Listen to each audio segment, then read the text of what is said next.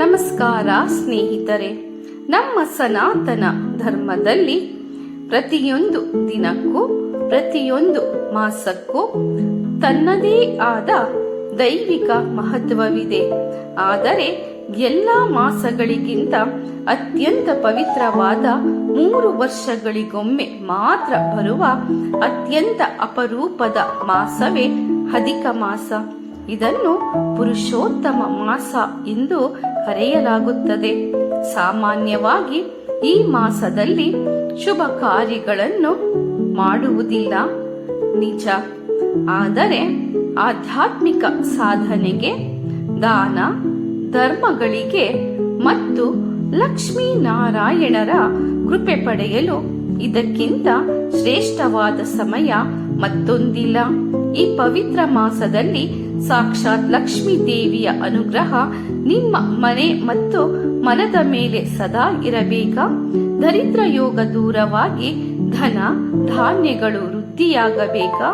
ಹಾಗಾದರೆ ಶಾಸ್ತ್ರಗಳಲ್ಲಿ ಹೇಳಲಾದ ಈ 5 ಸರಳ ಹಾಗೂ ಅತ್ಯಂತ ಶಕ್ತಿಶಾಲಿ ಕೆಲಸಗಳನ್ನು ನೀವು ಮಾಡಲೇಬೇಕು. ಈ ವಿಡಿಯೋ ನಿಮ್ಮ ಜೀವನದ ಆರ್ಥಿಕ ಸಂಕಷ್ಟಗಳನ್ನೇ ಬದಲಾಯಿಸಬಹುದು. ಎಲ್ಲೂ ಸ್ಕಿಪ್ ಮಾಡದೆ ಕೊನೆಯವರೆಗೂ ನೋಡಿ. ಅಧಿಕ ಮಾಸದಲ್ಲಿ ಮಾಡಬೇಕಾದ ಆ 5 ಮಹತ್ವದ ಕೆಲಸಗಳು ಮತ್ತು ಪ್ರಯೋಜನಗಳು. 1. ದೀಪದಾನ ಮತ್ತು ದೀಪಾರಾಧನೆ ಲಕ್ಷ್ಮೀ ಪ್ರೀತ್ಯರ್ಥ.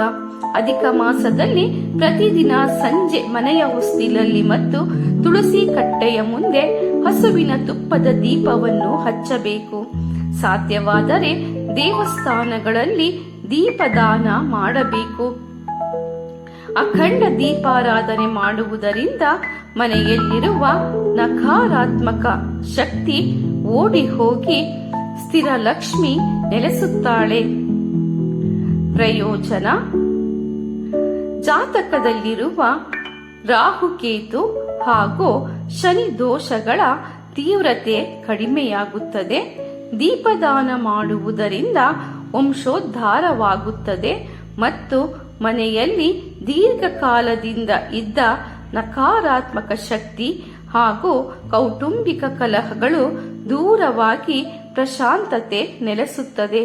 2. ಮಾಲಪೂಪೆ ಅನಿಸದಾನ. ಶಾಸ್ತ್ರಗಳ ಪ್ರಕಾರ ಅಧಿಕ ಮಾಸದಲ್ಲಿ 33 ಅನಿಸ ಅಂದರೆ ಅತಿರಸ ಅಥವಾ ಕಜ್ಜಾಯ ತಯಾರಿಸಿ ತಾಮ್ರದ ಪಾತ್ರೆಯಲ್ಲಿಟ್ಟು ಬ್ರಾಹ್ಮಣರಿಗೆ ಅಥವಾ ಬಡವರಿಗೆ ದಾನ ಮಾಡಬೇಕು. 33 ಅನಿಸಗಳು 33 ಕೋಟಿ ದೇವತೆಗಳನ್ನು ಪ್ರೀತಿಗೊಳಿಸುತ್ತವೆ ಎಂಬ ನಂಬಿಕೆ ಇದೆ. ಇದು ನಿಮ್ಮ ವಂಶಕ್ಕೆ ತಗುಲಿರುವ ಪಿತೃದೋಷಗಳನ್ನು ನಿವಾರಿಸಿ ಸಂಪತ್ತನ್ನು ತರುತ್ತದೆ. ಪ್ರಯೋಜನ: ಅಧಿಕ ಮಾಸದಲ್ಲಿ ಮಾಡುವ ಕಜ್ಜಾಯ ದಾನಕ್ಕೆ ಬ್ರಹ್ಮಾಂಡವನ್ನು ದಾನ ಮಾಡಿದಷ್ಟೇ ಪುಣ್ಯ ಸಿಗುತ್ತದೆ ಎನ್ನುತ್ತಾರೆ ಪದ್ಮಪುರಾಣ. ಇದು ಜನ್ಮ ಜನ್ಮಾಂತರದ ಪಿತೃದೋಷಗಳನ್ನು ನಿವಾರಿಸುತ್ತದೆ. ಪಿತೃಗಳು ತೃಪ್ತರಾದರೆ ಸಂತಾನ ಭಾಗ್ಯ, ಉದ್ಯೋಗದಲ್ಲಿ ಪ್ರಗತಿ ಮತ್ತು ವ್ಯಾಪಾರದಲ್ಲಿ ಲಾಭ ತಾನಾಗಿಯೇ ಒದಗಿ ಬರುತ್ತದೆ. 3. ವಿಷ್ಣು ಸಹಸ್ರನಾಮ ಮತ್ತು ಲಕ್ಷ್ಮೀ ಮಂತ್ರ ಪಠಣೆ. ಈ ಮಾಸದ ಅಧಿಪತಿ ಶ್ರೀಹರಿ ವಿಷ್ಣು. ಪ್ರತಿದಿನ ಬೆಳಗ್ಗೆ ಅಥವಾ ಸಂಜೆ ವಿಷ್ಣು ಸಹಸ್ರನಾಮ, ಕರಾವಲಂಬನ ಸ್ತೋತ್ರ ಅಥವಾ ಲಕ್ಷ್ಮಿ ಅಷ್ಟೋತ್ತರವನ್ನು ಪಠಿಸಿ ಧೂಪ ದೀಪಗಳಿಂದ ಲಕ್ಷ್ಮಿಯನ್ನು ಆರಾಧಿಸುವುದರಿಂದ ಜನ್ಮ ಜನ್ಮಾಂತರದ ದಾರಿದ್ರ್ಯ ನಾಶವಾಗುತ್ತದೆ.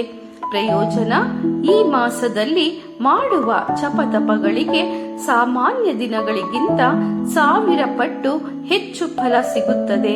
ಇದು ನಿಮ್ಮ ಮನಸ್ಸಿಗೆ ಅಪಾರ ಧೈರ್ಯ ಮತ್ತು ಸಕಾರಾತ್ಮಕ ಯೋಚನೆಗಳನ್ನು ನೀಡುತ್ತದೆ. ಸಾಲದ ಬಾಧೆಯಿಂದ ಮುಕ್ತಿ ಸಿಗಲು ಮತ್ತು ಸಿಕ್ಕಿ ಬಿದ್ದಿರುವ ಹಣ ಮರಳಿ ಬರಲು ಈ ಮಂತ್ರ ಪಠಣೆ ರಾಮಬಾಣ. 4.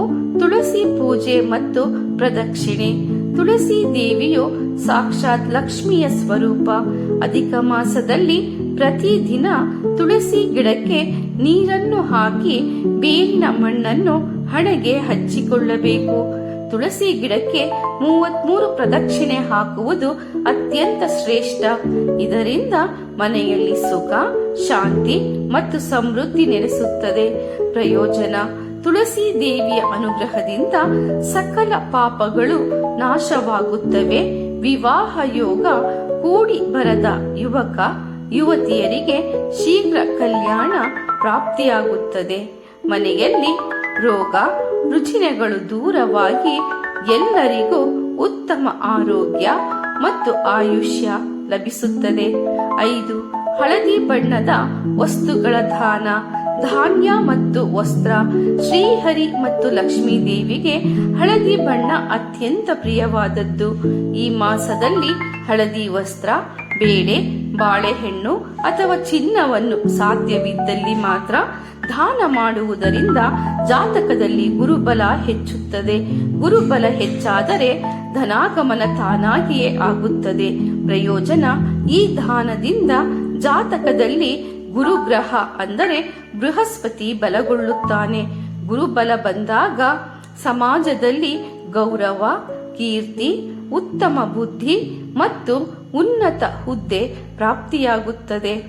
ಹಸಿದವರಿಗೆ ಅನ್ನದಾನ ಹಾಗೂ ಬಡವರಿಗೆ ವಸ್ತ್ರದಾನ ಮಾಡುವುದರಿಂದ ಅಕ್ಷಯ ಪಾತ್ರೆಯಂತೆ ನಿಮ್ಮ ಮನೆಯಲ್ಲಿ ಧನ ಧಾನ್ಯ ಎಂದಿಗೂ ಬರಿದಾಗುವುದಿಲ್ಲ.